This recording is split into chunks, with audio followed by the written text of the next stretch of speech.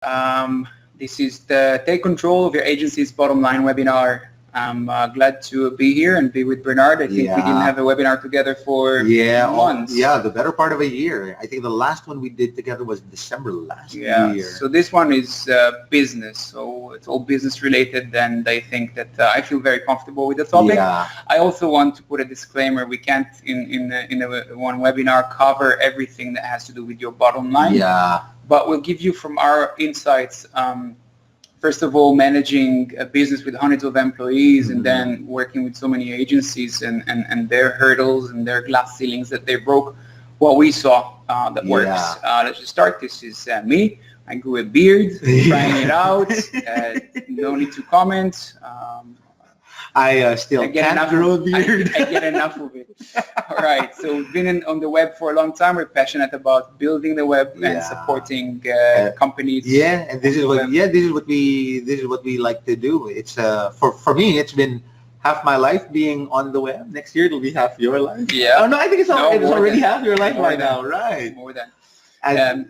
Doing these are really fun. Itamar and I don't do enough webinars together, I think. We should do more. But for whenever we get the chance, time tends to really fly. I guess just pushing on the disclaimer, this is like, I don't know, if you and I sat down for coffee, this is like 8 hours worth of a conversation. So everything could branch out into its own webinar, right? So we'll try to make this as meaningful for you guys as much as we can in the next hour that we've got. So these are the aha moments to help your agencies take control and optimize your bottom line. We will talk about the talent trap, being kind of a hostage to specific talents, the limitations of a rockstar talent, the cost of talent dependency, succession in business continuity, talking about processes a lot, and the no heroes required. I know this is kind of a mind-boggling title. I actually want to take the lead on that because I know I'm going to suffer a lot of pain on that section. I'm going to inflict pain. Bernard is our hero, but we'll get to it. Before we start, we have to do the shameless plug. And this is something that we're giving until the end of November. We know that by the end of November, you'll be able to close some clients. So we're giving you ample time to be able to do your closes. And I'm not sure if any of you have paid, any recent attention to your dashboards, but we've refreshed our mockups. And a lot of these are now built on the Astra theme, and they've got Elementor on the backside, which makes them very user-friendly whenever you turn the website over to a client. Right. So we just heard that the screens we're not showing. Now we're showing what you missed from the previous screens. Is just my beard and the discussion overview. So without further ado, let's start talking about the talent trap. A very, very catchy title. What is behind it, Bernard? So I think from our experience when this company was new and from the experience that we saw with some of our powerhouse agency partners, when a business starts out, especially with agencies that behave like startups, the success of the business, the success of the business usually revolves around the rock stars in the organization. But then it's sort of hard to realize that even rock stars have their limits. The first one is, whether you like it or not, you're only paying your rock star 160 hours a month. And let's say your rock star is an overachiever and he works 200 hours every month. Let's say you're the rock star. That's also a very valid assumption. Right. Let's say you're the rock star. Actually, that's sort of like even worse. But there's only so many hours that you can push into the work. And there's a finite limit to the number of hours that you can put into the work, or that your rock stars can put into the work. It works on a small scale. What happens when you have muscle memory for a year or two? And it's hard to get away from that muscle memory once you've ingrained it into your daily habits. Right. Your agency doesn't become big in a day, not even in a year. Once you got used to be the rock star. Right. I think you are a rock star a lot of the times. Still trying to unrock star it. But it is true. There is only so many hours that they can put in. And then what about the levels of consistency? Let's say you acquire a key account. How do you know, and you're full, you, the rock star, and the owner of your business are full, who do you pass that on? Who do you trust that key account to? And this is what we mean by consistency. The person that you pass more responsibility to Will they execute the same way you do? Will they shake hands with that client as frequently as you will? Will they say the same things you do?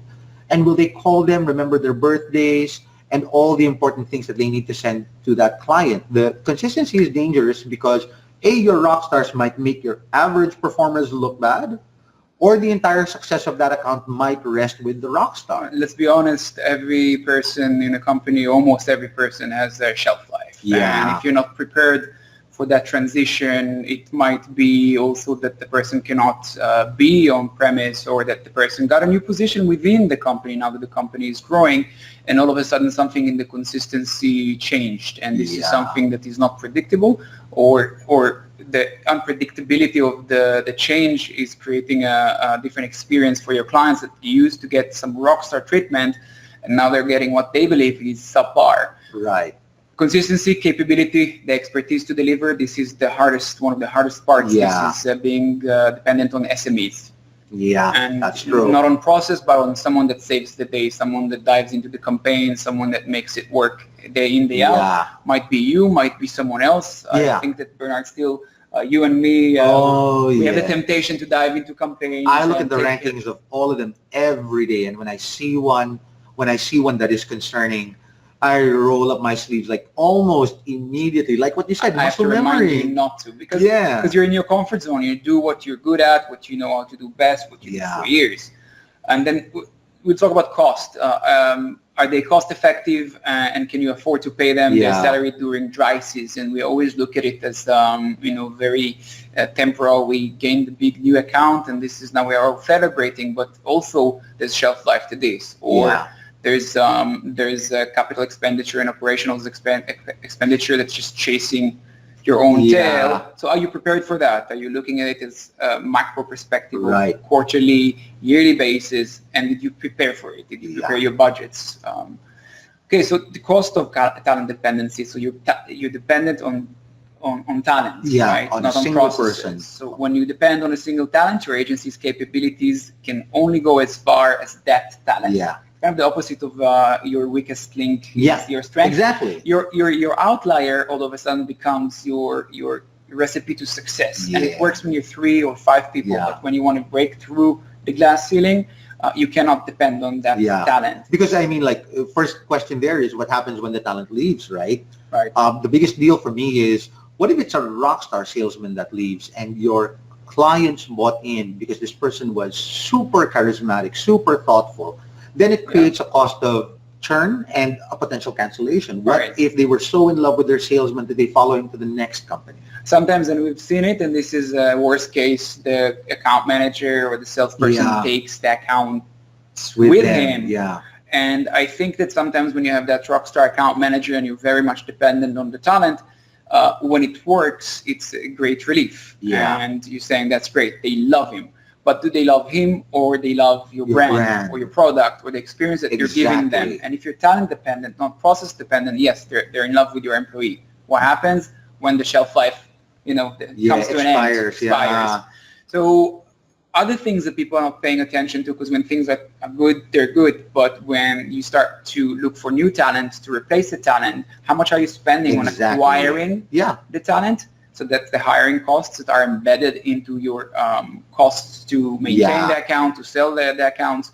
We have a nice, actually, calculator for you that Bernard you guys made. Can use later. We'll get there in a second. Yeah, but for more on acquiring a replacement, imagine what if the person whose shelf life has expired is, let's say, a salesman of 8 years experience. That institutional knowledge. Exactly.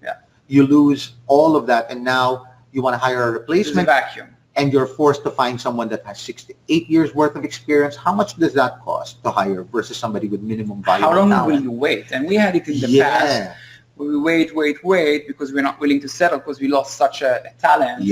And then there's no turnover anymore. Right? So you're losing something there. And if there's anything, if there's any big cost there, it's during the period of that vacuum where you're looking to replace that talent. So when we talk about succession and business continuity, to minimize the risk of opportunity lost by having, you will minimize the risk of opportunity lost by having succession planning. Hire the minimum viable talent sounds counterintuitive, But I think that, and there's a good book that talks about it, the E-Myth, and it says that if every average Joe can come in and learn your process and learn your product and deliver the same experience, or at least 80% from your highest outlier, you have something there, right? Replicate experience in product. So this is what we're talking about. They should fall in love with your product. They should fall in love with the experience of working with your company, whether it's talking to person A or person B. They experience the same thing. They don't get more love from one person than the other. It's all in the process. It's all in the process. And then it allows you to avoid the pitfalls of talent fallout. You're never hostage to that one exceptional talent in your office, because everybody, they are all, on the average, about equally talented. And you know that whoever handles your clients provides the same experience, the same quality of work, the same results. So it's super, super important. You don't see it when you're small, because everybody is in it to win it. Nobody is there for, just another job. Because when you become 20, 30, 40, you might have those. And those need to be leveled up. Those guys. Avoid the pitfalls of talent fallout, for example.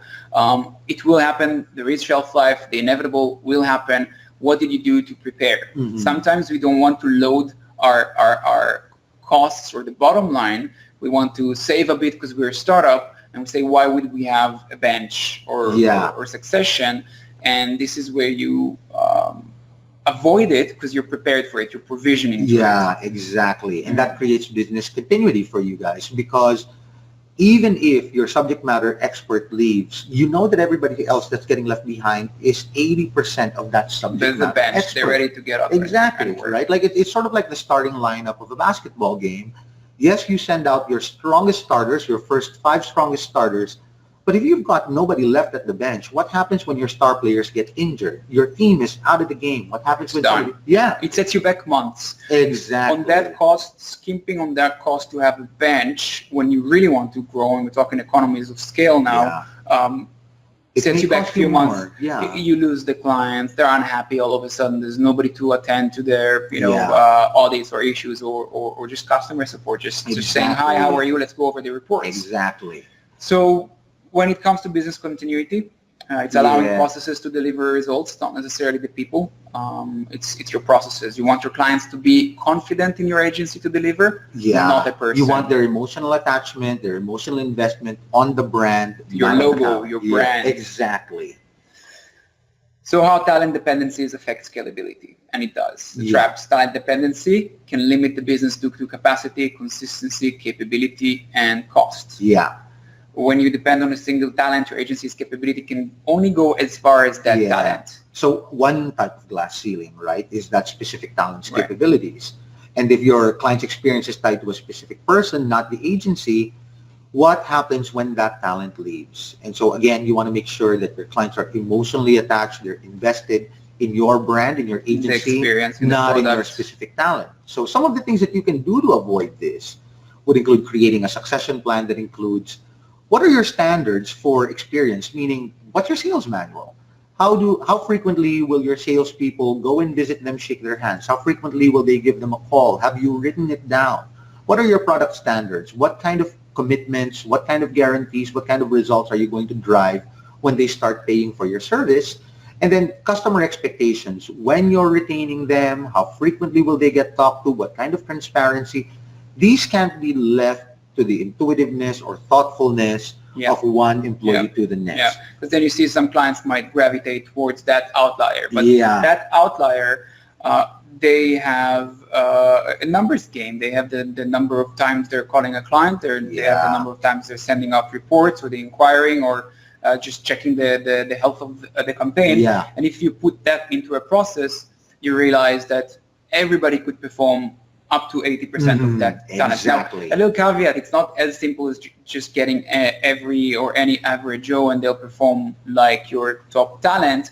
But I say, and this is a totally different topic, recruitment, you recruit for attitude. Because once you build that system and you put their parameters and you tell them, guys, with your great attitude, just work within these parameters. These are numbers that you need to hit when it comes to experience, how many times you're contacting clients, going over reports, visiting the office. You set it in stone first, and then you let it run. Yeah, because like what I always say is, you can train skill, you can't train will.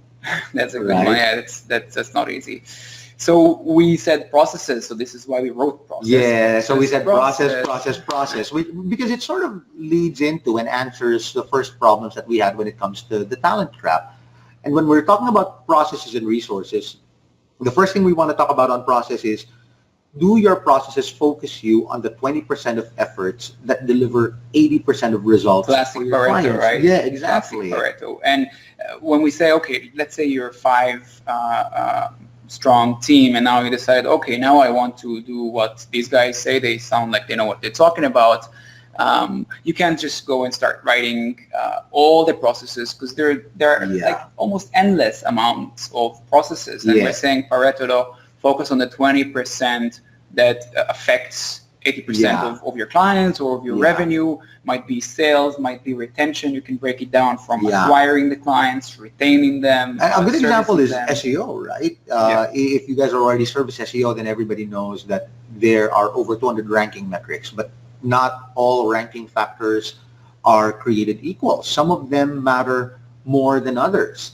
Like, I mean, you could have worked on everything and then you didn't realize that the redirects are wrong or their website's not indexing. But you need to pay attention to the most important things first and make sure that they're part of a checklist that you can hand over to any of your employees and you know they can execute it. Right. Yeah. And if they see it as a bench and they see the outlier or the top talent, the hero does it, and they can look at a paper, it's like a cheat sheet. Basically. Exactly. They can mimic. If the attitude is there, they'll mimic, and then you can take as many clients in, and your variable cost stays pretty steady. Because even if one person leaves, it means that the bench gets a new person, but nothing sets you back. You can continue scaling up. The other thing that when I used to talk to clients was I used to ask them about how they manage their processes and how they document and how they manage their projects. And most of the time, I'll get responses where they say, yeah, we've got a process. And then when I say, can I see how you guys do your reporting? It's Google Doc after Google Doc after Excel sheet. And this is what we mean by resources. We mean get away from Google Docs. It is so, that's... tools today, Yeah, it is such manual work, and it's just not an efficient way to use it. Use existing software that allow you guys to automate some of the work that you do. You cannot do any form of scalability without automation. Yeah, that's the key to start scaling. With the wave of entrepreneurs these days, so many new softwares were created. Yeah, and for agencies, for SMEs. I like Process Street. It's process.st. They have an awesome blog, and also they provide a really good process management tool. And I think that, again, if you want that hockey stick, it means that you take 20% of the processes that you think will generate most pleasure to your clients, and you make sure that they're systemized, and you make sure that everybody in the organization knows what they're standing behind, and these processes, this system.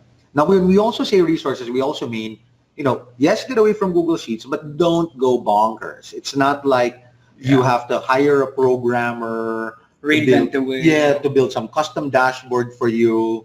Don't reinvent the wheel, especially when there's something out there that works. Custom solutions are for when you have successfully scaled, and because it's a luxury expense. Yeah. But in the meantime, use the existing tools that are out there, and there's a lot to choose from, and a lot of them are amazing. Yeah, so we're starting to dive a bit more into the nitty-gritty or the finances, the specifics, because what we want to do is control the bottom line, right? Yeah. When it comes to fixed costs, like your salary, rent, these are all fixed. How do we make sure that our processes are defending our economies of scale, allowing us to predictably quarter over quarter start acquiring clients and retaining them? And the key word to what Itamar is saying here is predict. And you will not believe how many agencies I talk to when I ask them, what is your current cost to produce the service? What is your current cost for marketing? What is your current cost to retain clients? And a lot of the times, there will not be a concrete answer.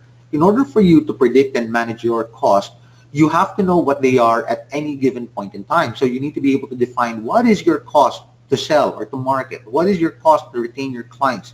What is your cost of goods and services? Your cost to render the product? And then other overhead expenses like your bookkeeping, your salary as the business owner. Of course, you don't work for free. Your time is valuable. And I think in a perfect world, it is so important to keep your costs as elastic as your sales. It's not a fair weather all the time. Even SEO as an industry, we realize from our perspective, running hundreds of campaigns, there are peak seasons. Right. And you can't base your manpower needs like based off of your one peak season, and you can't base your manpower need on when your dry spells are. Yeah, it's like you're selling fur coats. You have a supplier for fur coats. So obviously, when it's summertime now, we can say, you know what, stop the shipments because nobody's going to buy fur coats in the summer. Ourselves. But instead of being reactively dealing with it, you need a system to hedge those dry seasons. So we call it pay to play, where you know exactly what your margins are, and you enable enough cream on top or enough oxygen to be able to balance out that trend line. It means you're not paying for more services than you need. You're not paying for more hours than you need. And what it allows you to do is it allows you to invest for when you lose clients, it allows you to invest for activities that allow you to institutionalize the knowledge of your staff, and it allows you to invest for more training. Just to prepare propel sales. Exactly. Which is the biggest thing that a company could do. Just get more sales through the door. And all of these activities are investments in your future. They will positively impact your bottom line in the mid to long term. They're not immediate bottom line boosters, but you will benefit from these in the long term. So examples of costs that you need to kind of provision for cost of losing clients, cost of like staff, also clients, they have shelf life. We have partners with a lifetime value of 2, 3, 4 years even, when we have ones with 6 months. And I think when you hedge your bets and you can control your costs, but you put clients on contract, you are ready for any ups and downs. The reactive way is to lose a big client and then start chopping into the meat, like really reducing, and it hurts. It hurts your chances of growing and scaling like you wanted to. So you get from 5 to 6, 7, 8, 5 people again. And I can't, not even to mention how it affects the morale of an organization, especially a small organization where it feels like family. Of course. So controlling the bottom line, we're about to get to your little nifty ROI calculator. So before we get to the ROI calculator, what I wanted to show you guys was the sales of one of our partners. The bars that you guys are seeing represent their total revenue. And what you're seeing is, as their total revenue increases, the orange bar at the bottom is their cost to produce the service. And what you'll realize is they are spectacularly elastic against each other. It needs to be steady. It needs to reflect your ability to sell. If you don't have an ability to sell because you're seasonal or because something happened or because you lost that talent that you were very much dependent on, you need to be able to scale back. The blue for me is like very symbolic. It's like oxygen. And when you tally the blues, these are the blues that will let you continue your breathing room to be able to invest in your future and additional activities and scalability. So to help you guys, I guess, make this more concrete and less platitude, we built an ROI calculator for you guys, and you can download it by following the bit.ly link. And again, the trick here is you won't be able to edit the actual ROI calculator. You'll need to download a copy because we didn't want 2, 3, 4, 5 dozen people playing with the same calculator at the same time. The science behind the calculator is based off of per $1,000 sales. So what we realized, so this is based off of our cost. What we realized is that our cost to acquire a new customer costs us about $695, or about 69% of the cost of a sale is in the cost to acquire a new customer. This is the prorated cost of the account manager acquiring the sale and your marketing costs divided against everything you acquired. By the way, if you really look at the numbers, it goes back to the old paradigm of it's more costly to acquire a new client than retaining one. And if you don't know your numbers, for you, you're just slinging it. You're just inserting sales, and you don't know how much does it cost you to retain. Maybe you're losing clients because you're not investing enough in their retention of the clients. When you see the numbers, you can start saying, you know what, I'll double my investment in retention. But you need to start seeing the numbers. So how does it work exactly? So in order to produce your goods and services, so part of business conventional wisdom is you don't want to sell anything that costs you less than 3 times to produce. So I mean, 33% of that sale value needs to be your cost to produce, and ideally no higher. If your cost of sale is not a third of your cost to produce, you're sort of in trouble because you're damaging your bottom line. And it's pretty important that you know how to manage that. The graph earlier shows you precisely this. For our industry, services industry, exactly. It's a safe margin. You can go low, you can go higher, but if you go lower, you're putting yourself at risk. The risk is not making money, but the risk is keeping yourself at that startup level when you can go up and down and up and down. You're not able when you need to capital expenditure, when you have unexpected things that you didn't account for, all of a sudden you're scaling back. And the other is when you retain. Now, this is really the most amazing thing. Retention has the least cost, right? It costs you less than $100 to retain $1,000 worth of recurring business. And it's so important that you pay attention to this. And this is why you need to love the existing clients you have. Here's how you guys will use the ROI calculator and why we built it. The acquisition volume requires your input, and that is the amount of new sales you project to close on a monthly basis. The retained campaign count is how many accounts are live, meaning how many live contracts you are currently saving.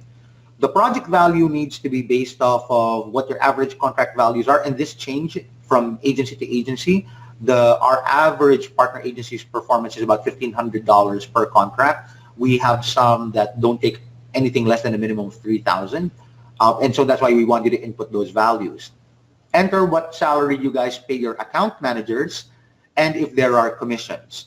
You don't need to put any input on the account manager account because based off of the total accounts you retain and the amount you intend to sell, it will tell you how many account managers you should have at optimum values.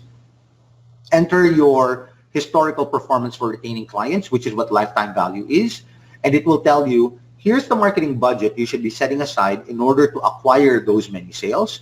It will tell you here is the dollar value of the first month sale you will acquire. This is the return on investment against your first month sales. And it will always be at a loss, mind you, because remember, the cost to acquire a sale is the most expensive period of the sale. But it will also tell you that by retaining, like take for example, on the example on the left, by retaining 20 accounts and closing 2 new ones every month, you can expect monthly sales of $30,000 a month, gross monthly profits of $15,000 a month, and then you enter your administrative costs, which is your salary, your bookkeeper, and anybody that's not sale-driving, client-facing.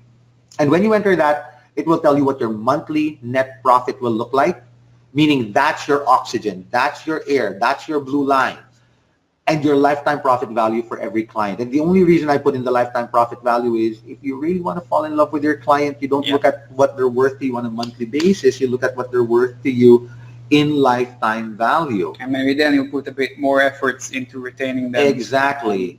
And I think the people that capture process the best is, let's take something away from Starbucks' book, right? So if you guys have traveled around, then you would know that going to a Starbucks in New York and a Starbucks in California or a Starbucks in Tokyo for that matter, the experience will probably be about 80% or better the same, right? The music is the same, the look of the cafe is the same, the smell in the cafe is the same. I think in Tokyo it was a bit better. Yeah, I'm just a fan. Yeah, but this is exactly what it is. Right. You're a big fan, I know. I am. And processes guy. Yeah, and the more amazing thing is if they can keep experiences to 80% consistent, the coffee is about 99% consistent, right? So a consistent experience, a consistent product, and there's no magic here. It's because Starbucks wrote down what their barista manual was, which is how do you create this product to be 99% consistent? And they wrote down their customer service manual, which says, how do you keep experiences 80% consistent? And they just roll that out consistently to everybody that joins them. Many entrepreneurs or many partners don't necessarily like the Starbucks or the McDonald's experience because they think, no, we're very custom, we're very special, the service, the experience. We're talking about a systematic approach that manufactures an experience. Call it Starbucks, call it your agency, it doesn't matter. If you build it right, if you focus on the right things, and then you bring people with the right attitude, it becomes very predictable. Yeah. And the predictable business, a turnkey business, is what creates predictable bottom lines, predictable cash flows. So to wrap up process, and to me this is a big deal. Some of the problems that you will encounter on your way to scalability, on your way to powerhouse, on your way to becoming AAA agencies is you might realize that your business doesn't follow a checklist or its processes are not written down. Like how many of you guys listening now are discovering you haven't written down your operations manuals, you haven't written down your sales manuals, you haven't written down your account management manuals. What are your people following? Are you hostage to the natural caring or the natural talent or the natural thoughtfulness of the people that work in your organization? And if you haven't written these down, you're not giving yourself a lot of room to manage your cost and forecast your costs when your sales fluctuate, as they eventually will. All sales, they peak and valley throughout a year. And so the first action item for you to do is make sure you write down that manual.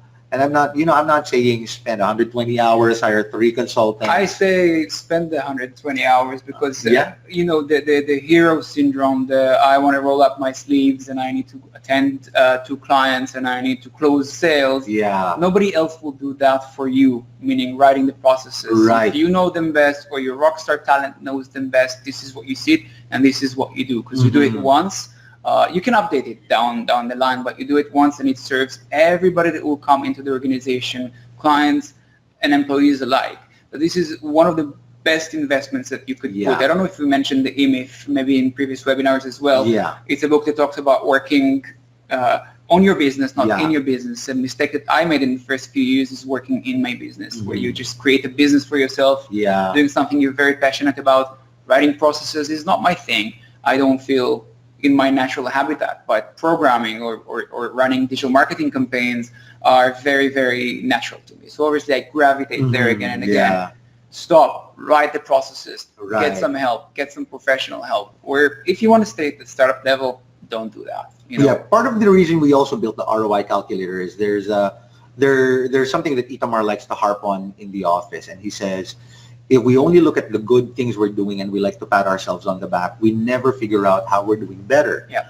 The ROI calculator was built so that you can input what your performance is like and then gauge, does it reflect a similar bottom line to what you're experiencing now? Are you allocating the correct marketing budget compared to what your peers in the industry are doing now?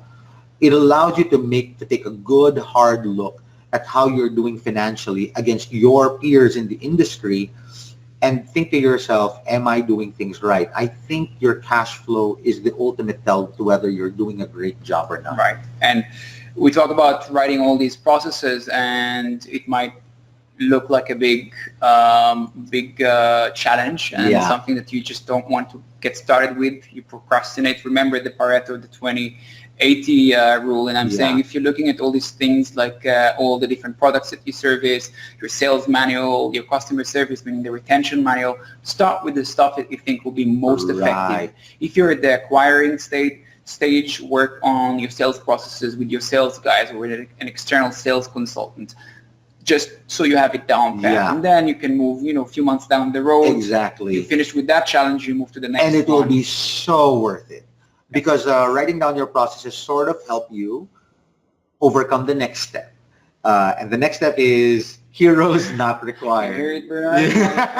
I'll let Itamar deal with this because this is the painful section to me. Bernard jumps into everything that needs help and needs a hero. And I think last year you interviewed... Wow, 210 hours worth of interviews. Oh, we're talking about benches and processes. These are things that we're battle tested. These are things that are lessons that were learned in blood because we had to deal with the talent leaving and then we don't have the next person in line.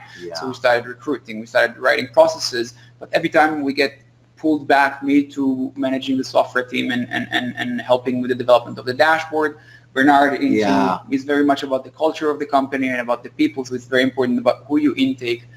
But not always heroes are required. In the beginning, yes. When you have a startup, to take that rocket ship above the ground, roll your sleeves, be the hero every day, all day. But later on, I think what you'll realize is you become the glass ceiling that prevents your business from skyrocketing out of the atmosphere.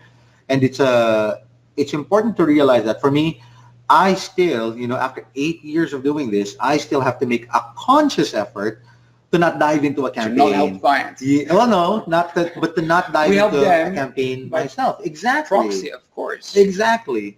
I think the sentence in summary is it right? Like every moment you spend helping one client is the moment you do not. Right. And it's Brian Tracy that says it better. It's like that thing that you're about to do, is it something that someone else could do? Or you're the only qualified person to do that thing? Is this the best use of your time? And helping clients, now that we have hundreds of employees, might not be the best use of your time right now, but it's your comfort zone, so you always run to it. Even when the phone rings, there's like an urge of 9 out of 10 to just pick it up faster than everybody else. Adrenaline shot, because you know you'll do very well. For me, going into the process route, I didn't know if I'll do well. And then there's a sidetrack with some bug or some issue with the software, and I'm sure I'll gladly spend a day on it because it feels like you know I'm doing what I'm good at. You need to stop with that if you're about to scale. Because every moment that you spend doing that one little thing, yes, you care about your clients, but what about the rest that are getting left behind, right? Every moment you spend micromanaging or focusing on one account is a minute that you don't improve your business process to impact everybody else. Those are minutes or hours that you don't train your staff to deliver exceptional experiences the way you would. Every moment where you're sidetracked to focus on what you're comfortable with is minutes or hours that you don't review your competition to make sure that your clients are getting the best service in the industry. You don't work like with a tunnel vision where you just pat yourself on the back and say we're great, and they don't understand. And you can do it best. I mean, you do get input from people on the ground, talking to clients, account managers, salespeople. But if you don't pull back and start working on these things, you'll suffer all those setbacks, and the setbacks do reflect in your bottom line. Yeah, and that's why we quote something from the E-Myth here, where he likes to say, work on your business, not in it, because it is so tempting to work in your business. But your job as the visionary, as the entrepreneur, the founder, the leader, is to set the direction for your business, to set the yardstick for your employees, to tell everybody that this is what we need to beat, this is what we need to do or better, and then make sure that people get the resources they need to become successful. Your job is not to do the job. If you're going to be scalable, you have to graduate from that and not be the glass ceiling that prevents your business from getting to where it needs to be. And focus on the things that only you are capable of making decisions on. And you arm yourself with that by A, playing with the ROI calculator and realizing how much air do you have to play with? How much breathing room do you have to invest in a bench, to invest in succession, to invest in training material, to invest in documenting? But these are decisions only you can make. If you are the hero that always helps with the product or the SEO campaigns or the marketing campaigns, pull yourself out and make it a numbers game where you hire the right people plus bench. The bench might, again, look a bit high on the bottom line or in the expenses, but you don't skimp anymore because you need to start growing.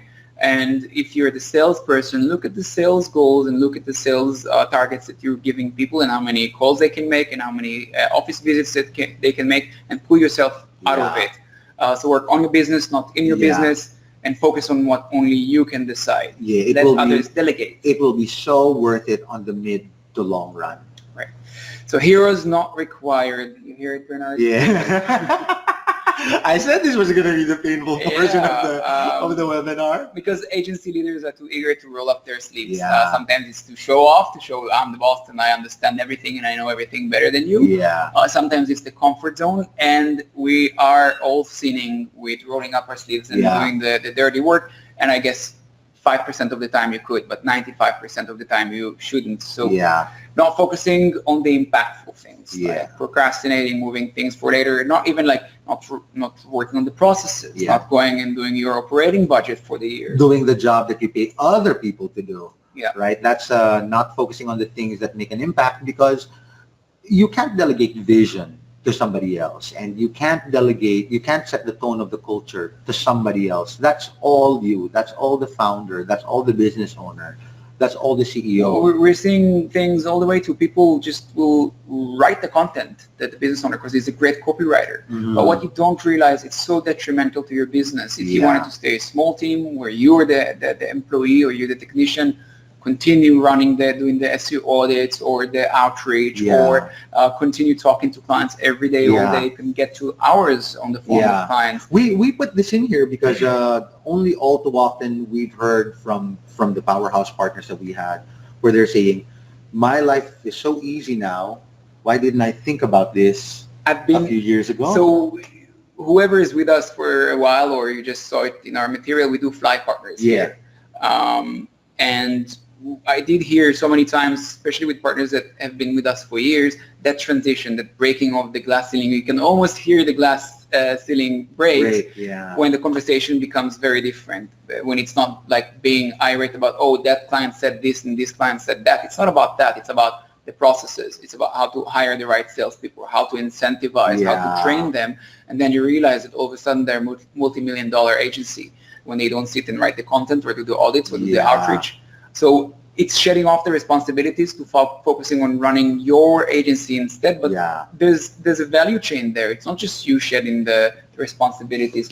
Your rock star need to shed responsibilities, so he's not you're not a hostage to rock stars. Right. So how can they shed responsibilities? Is by measuring what they do and making it a standard. Train your staff to do 80%. This one requires some coming to terms with. I think business leaders and founders, we like to work on this stuff because we know we're going to give it 100, 120, 150%, right? And we just don't want to settle with anything less that's less than 100. But if you're going to build things to scale, you have to admit that 10 people that can do 80% of what you can do is still 800% of what you can do. To be honest, sometimes I think my 100% is the 100% and someone else is doing it 80%. But his 80% is 100%. It might be better than my original thought. So don't be a hostage again to thinking that you know best, and you dive into the business again and again. Let people do what you train them to do. If you wrote down what the right thing is, and you trained your people to do the right thing, to do what you hire the right attitude, train them, it's a short journey to them replicating you at least 80%. Right.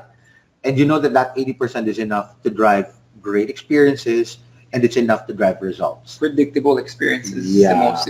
For me, I don't even want to over-deliver as long as I know that every time someone deals with us, they get the same experience. They know what to expect because they can in turn go to their clients and set the expectations. So set aside a predictable budget that covers staff turnover, training, and costs of goods and services. This is with the ROI calculator. You need to know your numbers. This is so important because this is your oxygen. This is your oxygen for growth. These are your mid to long-term investments in your business and for yourself, so that you can get to do only the things that only you can do. But if you're not forecasting your budget, if you don't know at the moment what your cost to sell, cost to acquire, cost to produce you'll get rattled by every client that leaves, and then you jump back, you start being on the phone, I'll do sales, and then you realize something else is getting damaged in the business. Right. So by knowing your cash flow, you know what you can invest in. Now, before we fully wrap up, and I'll have two case studies for you to look at. Amazing case studies.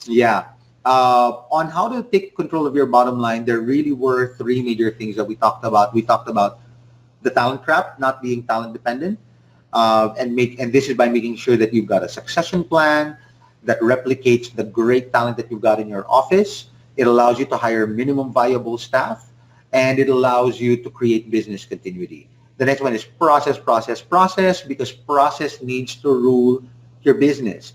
Your customers cannot be dependent on the thoughtfulness of a particularly charismatic salesman, and their results cannot be driven by a particularly talented technician. It's your business that has to be able to deliver that. And so your clients have to form an emotional bond with what your brand is capable of doing and not your specific staff. And then the last one is, no heroes required.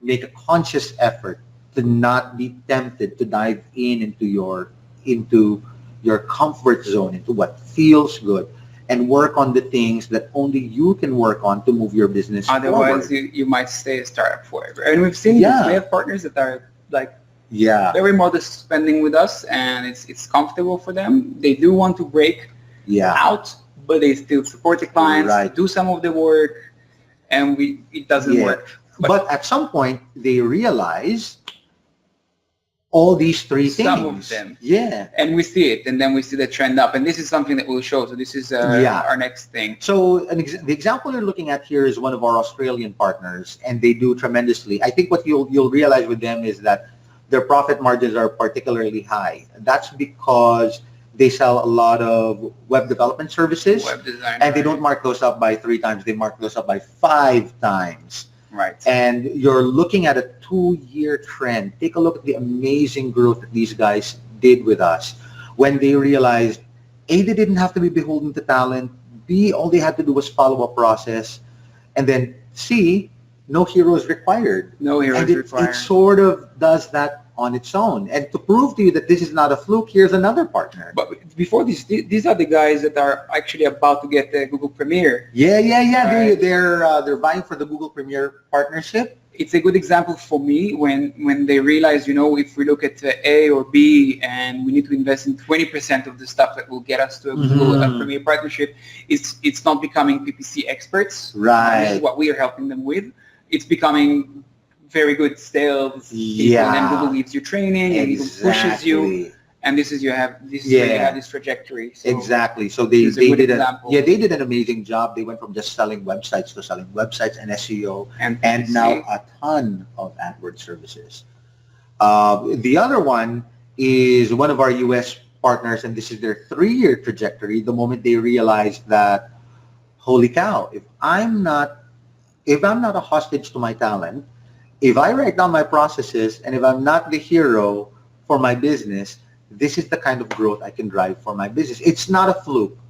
There are easily about a dozen more of these graphs that we could show you over and over again to prove to you that writing down your processes, making the process run your business, and not being talent dependent. Everybody's looking for talented people, and having a talented person on board is a great pleasure. Yeah, it's great. But it shouldn't be the key. Yeah, because it can hold you back. In the same way that you can be the glass ceiling for your business, your talent, your rock star can be the glass ceiling for everybody else. So don't do that for your business. Implement these 3 things, the 3 actionable things that we're talking about. And what you'll realize is you guys will follow the same trend. And you'll wonder, hopefully we fly you here very soon. And you'll begin to wonder, no, why didn't I do that before? And this is a good example of someone that's marking up times 3. Yeah. Right? So that leaves you ample room for when you need to scale down a bit, when you need to invest. Maybe you need to move to a bigger office. Maybe you need to invest in capital expenditure, software, computers. And this is a good example. So we kept you long enough. Before we go to the Q&A, I really want to remind again that we have until the end of November, Web Design Plus content 25 off. And remember, with Web Design, you can mark up as much as you want. Those other guys that are marking up, they're in a big major city. So for them, it's very easy to mark up times 5, 6, 7, right? These websites are built on WordPress, with Astra, very SEO friendly, super fast. And Elementor on the background, super end client friendly. WP Rocket to speed it up. Our guys will build it for you. We have new mockups, amazing designs. Check them in the dashboard. And I think we have questions running. So without much ado, a question. Thank you, Marcus. Careful with the electricity. How long would you expect the training process to take to get a sales employee on board, and what should I expect to pay them? That's really going into the nitty-gritty of pay and incentives and structures. Yeah. So how long it takes to train a salesman? So I guess the first question is, are they from the same industry and do they have experience? When they do, our experience is a 30-day training period just so that they can get familiar with the process and how you run conversations with your brand. Seems to be sufficient when you're dealing with experienced salespeople. When you're not dealing with experienced salespeople, for us, so when we talk about minimum viable talent, it takes us 1 to 2 quarters to groom them into that condition. So what we do is we make sure that there's always somebody going through a training program that can eventually graduate into that sales role. So with an experienced person, about a month will be sufficient. Just familiarization with your processes and your branding collateral, and with no experience, at least 6 months. I don't think that there's a one size fits all answer. To be honest, I think that the more you sell, I mean, the more variety of products, the harder it becomes. When you want to scale, be the best at one thing first, and only when you get that clientele and you get the process down pat, this is when. The how much to pay them actually has a lot of variation. It's geolocation based. Yeah, the surprise to me is that the pay grades in Australia for salespeople in digital marketing seem to be higher in the US. And even depends which state. Yeah, and in the US, it depends on which state they're in. So there's really no clean answer to that question. The next one, do you have advice on building repeatable sales processes? Bernard is our sales processes guy. So yeah, first things first is write down the prescription of your sales process, and then the easiest way to implement this is a call checklist. Make your staff follow a call checklist so that they're not winging their conversations. You know that they're giving 50% time all the time, that they're asking the right questions, that clients feel like they're listened to, and then teach them how to do the pitches correctly. So for us, we build a pitch deck for them and we build a questionnaire for them. The only two things that they need in order to get into the sales, in order for them to hit the ground running. It's the easiest way. Then it goes into simulations, exactly. Learning, just forging them. Yeah, for us, before they hit the phone for the first time, they will have heard the more senior project managers on a call for about a week, and they will have done call sims for about a week with us. Right. What else do we have there? Do you advise that I start on acquiring first new clients myself before hiring? It really depends. If you start with some capital, and you can start with hiring. And if you're a great salesman if you're not a good salesman, you probably need to hire.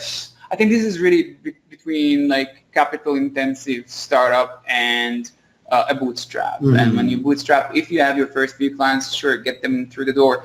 Very important to understand that by skimping on those first few sales, by not hiring people, you're not enabling yourself to start soaring.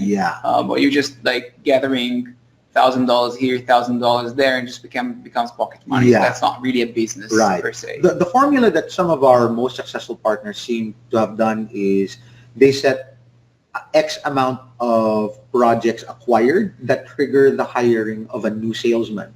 So some of them have used 4 as a baseline when their average dollar sales values were high, and some of them will use 8 or 10 as a baseline in order to hire.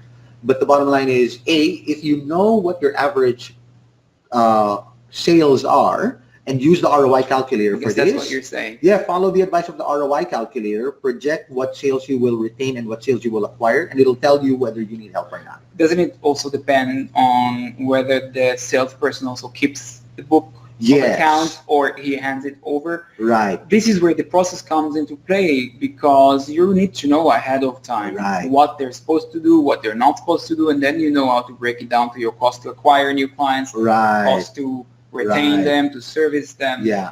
I think for starters, it would be safe to assume that the people that acquire are also the ones that retain, especially when you've got a sales force of less than 4 people. There's no need to specialize. But you'll realize that as your acquisition increases, it becomes a full-time job, and people can only acquire or take care. And this is when you break it apart. Also specialization, like caring. From my experience, salespeople just want to go forward and throw clients back and plow through the leads. Good salespeople and account managers, they really care. They're empathetic. They have that attitude. They can, even if the client is irate. Salespeople hardly meet the irate people unless they do a very cold approach. Because in the beginning, it's kind of a honeymoon. Everybody's excited to start working together and achieve goals together. And the account manager is the person that's supposed to get all the how I like to compare it is the salesman is the shooter, but the account manager is the spouse. Right? That's an interesting one. Yep. Do we have another one? For salesmen, what is standard minus salary plus commission? Commissions only, salary only? Also case-to-case basis. There's a lot of sales-related questions. I think we should do a webinar about sales. But I think we should bring people on board, because I think every geolocation, every type of product, every type of company would do it differently. Do you have any answer for that? Yeah, we have partners. We have partners that salary out their salespeople at the base permissible in their state. but they give them running commissions. So that's one example of how they formulate. They might give them 10% running commissions, but we also have partners that give 25% running commissions with no base, meaning pure performance pay. So there's no clear-cut answer to that. I think you need to figure out what salespeople and what the talent in your area expect, because that's what you're going to have to compete with in order to acquire the talent. Let's take the last one. What type of resources other than processes and pitch decks are we responsible for when hiring salesmen? So yeah, pre-hiring a salesman, and Bernard will answer better than me, but I think it's really a numbers game. They need to know what they're getting into. Yeah. They need to know when they're successful and then when they're not. And it starts with you assuming the numbers or asking for advice. Maybe we can help, depends on your geolocation, of how much you should expect in revenue from that salesperson. And you don't want to overextend, meaning fall in love with your card thinking next month that's the month when they're going to start producing. You need to have a clear cut, because then it's really a budgeting game. Yeah. So for me, the goals are super important. What do you think?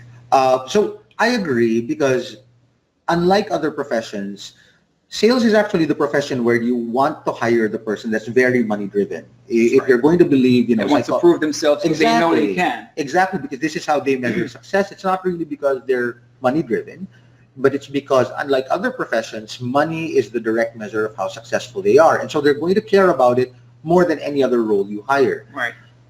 In order to entice a salesman and in order to keep them going, they need to know what is the performance of either the median or the median plus, because it tells them who they're supposed to be. No overachieving salesman will say, what's the minimum? That's what I'll do. Yeah. Every salesman will ask you, who's above average to your best? Because that's what I want to be. And if you tell them that my best is able to achieve this, it gives them a good idea. They're already crunching the numbers in their heads and they go like, okay, so if I do really well, and I usually do, I could probably take home this much money. It matters to them. You need to be able to show them a sample computation of that. Don't reveal what your top salesman makes, but throw them a range of what that looks like.